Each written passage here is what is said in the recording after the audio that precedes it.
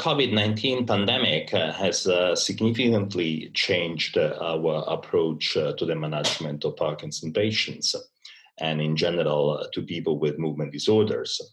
We, in Italy and particularly in my region, we were hit relatively early by the pandemic, so we are forced to close many clinics and just leave the outpatient visits possible for the acute, severe cases.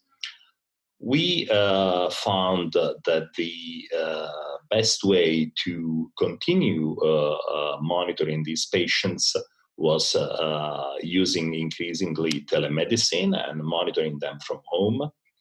So we changed our approach, and we encouraged patients to use telemedicine, particularly through internet connection, to get in touch with us. So we had a lot of video and internet exchanges with them whenever it was required.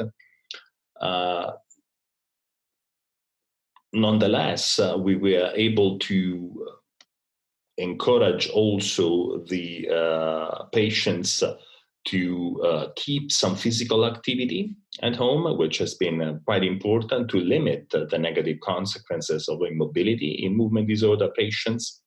People with dystonia suffered a bit because our botulinum toxin clinic could not be carried out.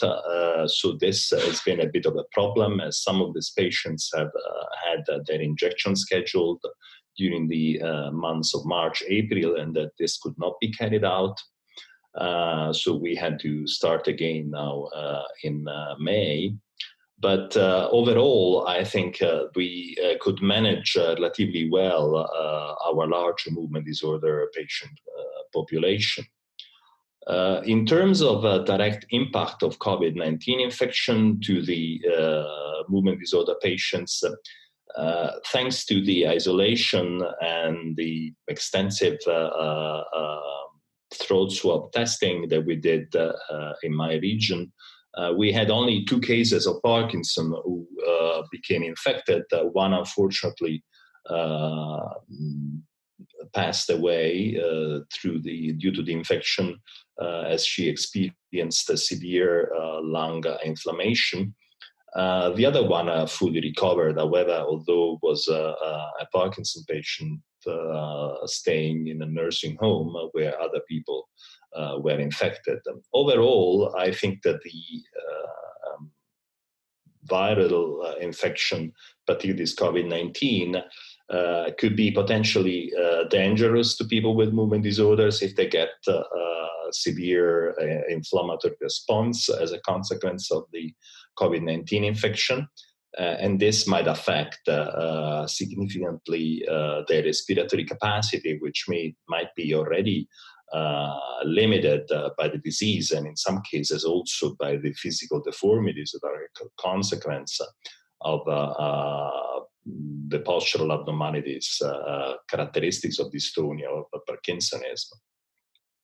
I think for the future, particularly during the fall, it will be important that people with movement disorders still protect themselves and tend to a bit of isolate, avoiding very crowded space.